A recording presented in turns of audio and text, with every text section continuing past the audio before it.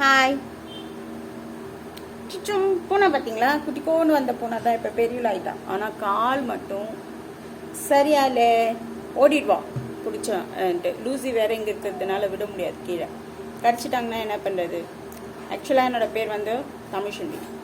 யாராச்சும் புதுசாக தெரியாதவங்களுக்காக என் பேர் நான் சொல்கிறேன். நான் 2017 வரைக்கும் செங்கம் தாலுக்கா ஆஃபீஸில்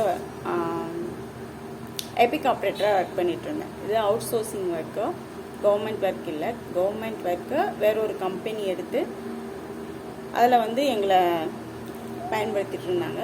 நான் அதில் 2008 2017 வரைக்கும் வேலை பார்த்தேன். அதுக்கப்புறம் 2017 எனக்கு மேலே வந்து எலெக்ஷன் டெப்டி தாசில்தாராக ஒரு லேடி தாசில்தார் வந்தாங்க. அவங்களுக்கும் எனக்கும் ஒரு கருத்து வேறுபாடு வந்ததுனால நான் வந்து அந்த வேலையை விட்டுட்டேன். எனக்கு பிடிக்கல அப்படின்னு சொல்லிட்டேன். அப்போவே எல்லாரும் சொன்னாங்க, அவங்க இன்னும் 6 மாதத்தில் வந்து வேறு பிளேஸ்க்கு போயிடுவாங்க, நீ ஏன் வேலையை விடுற அப்படிலாம் சொன்னாங்க. பட் ஆனால் அதுக்கப்புறம் என்னால் வந்து அந்த வேலையை கண்டினியூ பண்ண முடியல. அப்போ தான் நான் வந்து வேலையை விட்டுட்டு பிஸ்னஸ் பண்ணிகிட்டு இருந்தேன். பிஸ்னஸில் கொஞ்சம் லாஸ் ஆனதுனால, லாஸ் இல்லை, கூட இருந்து எடுத்து செய்யறதுக்கு ஆள் இல்லை. அப்போ என் கூட ஒர்க் பண்ணிட்டு அவங்க வந்து எல்லாருமே சொல்லாமல் கொள்ளாமல் ஓடி போயிட்டாங்க. ஸோ அப்போ நான் என்ன பண்ணேன், அந்த பிஸ்னஸ்லாம் மூட்டை கட்டி வச்சுட்டு அம்மா வீட்டுக்கு வந்தேன். கொரோனா டைமு அம்மா வீட்டுக்கு வந்தேன். செங்கம்லேருந்து அம்மா வீட்டுக்கு வந்துட்டு போயிட்டு இருந்தேன் கொஞ்ச நாள். என்னோடய ஆஃபீஸ் வந்து செங்கம்ல இருந்தது. ஸோ அப்படியே போயிட்டு வந்துட்டு இருந்தேன். என்னால் செய்ய முடியல. என்னால் தோல்வியும் ஒத்துக்க முடியல. அதே சமயம் வந்து இதுதான் என்னோட நிலைமை அப்படிங்கிறதையும் என்னால் ஏற்றுக்க முடியல. அந்த சமயத்தில் தான் வந்து நாய்க்குட்டிகள் வந்து நிறைய அடிபட்டு இறந்து போகிறத நான் பார்த்தேன். செங்கம்ல இருந்து சொற்பனந்தல் வர்ற வரைக்குமே இன்னைக்கு நல்லா அழகாக இருக்கும், இப்படி ரசிச்சுட்டு போவேன். அடுத்த நாள் பார்த்தா அங்கே இறந்துட்டுருக்கும். அப்புறம் அது ரொம்ப வருத்தமாக இருந்தது. அதுக்கப்புறம் நான் ஷெல்டர் ஆரம்பிக்கணும்னு நினச்சேன்.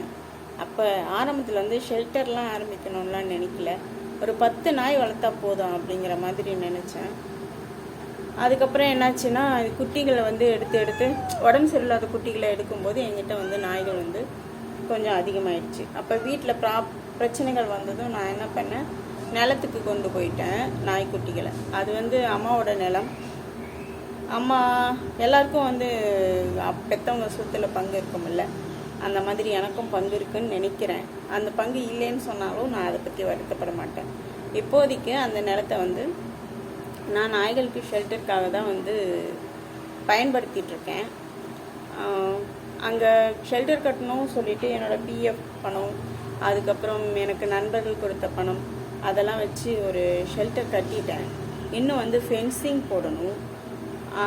அதுக்கப்புறம் நாய்களுக்கு வந்து தனித்தனியாக வந்து ரூம் வந்து கட்டணும். நிலத்தில் மட்டும் கிட்டத்தட்ட வந்து எவ்வளோ பேர் இருக்காங்க. ஸோ நான் எண்ணிக்கை வந்து சொல்கிறதுக்கு கொஞ்சம் தயங்குவேன். ஏன்னா நம்ம கவுண்ட் பண்ணி சொன்னோம்னா நாய்கள் வந்து இறந்து போயிடுறாங்க. அந்த மாதிரி அடிக்கடி எண்ணிக்கை சொல்லி எனக்கு அது வந்து ஒரு இதாயிடுச்சு. இப்போ தோராயமாக கொள்ளையில் வந்து தோராயமாகவே சொல்கிறேன், கொள்ளையில் வந்து ஒரு 20 பேர் இருப்பாங்க. அதுக்கப்புறம் வீட்டில் வந்து ஒரு 20 பேர் இருப்பாங்க, 20 பேர். அதுக்கப்புறம் ரோட்டில் ஒரு 10-15 பேர் இருப்பாங்க. ரெகுலராக ஒரு 4-5 பேர் வந்து சாப்பிடுவாங்க. அந்த மாதிரி திடீர்னு ஒருத்தங்க வருவாங்க, வராமல் போயிடுவாங்க. இப்போ நான் தோராயமாக தான் சொல்கிறேன், ஒரு 50 நாய்களுக்கு ஒரு பூனைக்குட்டி நான் வந்து மாதம் சாப்பாடு கொடுக்க வேண்டியது. என்ன மாதத்தில் 2 வேளை சாப்பாடு கொடுக்க வேண்டியது. மாதம் இல்லை, வருஷம் முழுக்க கொடுக்கணும். எனக்கு ஒவ்வொரு மாதமும் செலவு அதிகமாகுது. எனக்கு உதவிக்கு ஒரு ஆளை ஒரு உதவியாளரை வச்சேன். அவங்க வந்து வேலைக்கு வரல, அவங்களால ரெகுலராக வர முடியல. இப்போ வந்து திவ்யா தான் எனக்கு உதவி பண்ணிகிட்ருக்காங்க. அதுக்கப்புறம் அவங்க அடுத்த வருஷம் 10th. நான் எப்படியும் வந்து எனக்கு வந்து ஒரு உதவியாளரை நியமிக்க வேண்டும். அதனால் இப்போ வந்து எனக்கு பண தேவையும் அதிகமாக இருக்குது. அந்த ஷெல்டர் முடிக்கிறதுக்கும் தேவைகள் வந்து அதிகமாக இருக்குது. உங்ககிட்ட இந்த காணொலியை வந்து நான் என் மாடி வலிக்குது கடிக்காத. இவங்களுடைய நலன் கருதி இவங்களை எடுத்து உங்களை நான் வந்து திரும்பவும் ரோட்டில் விடுறதுக்கு மனசு இல்லை. ஏன்னா கொஞ்சம் வளர்ந்தவங்களை கொண்டு போய் நான் திரும்பவும் ரோட்டில் விட்டப்போ அதே மாதிரி ஆக்சிடெண்ட்டில் இறந்து போனதை பார்த்துட்டேன்.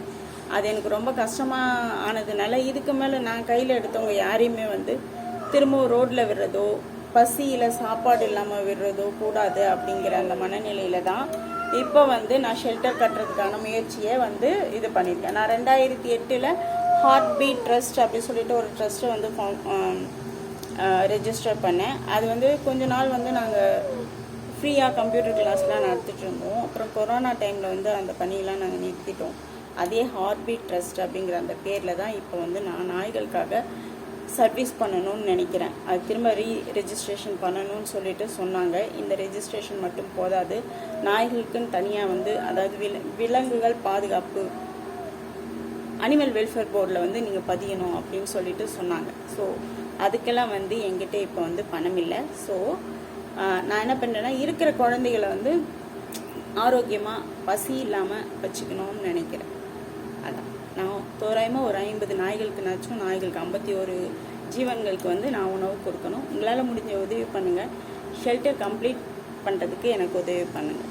பாய், டாட்டா.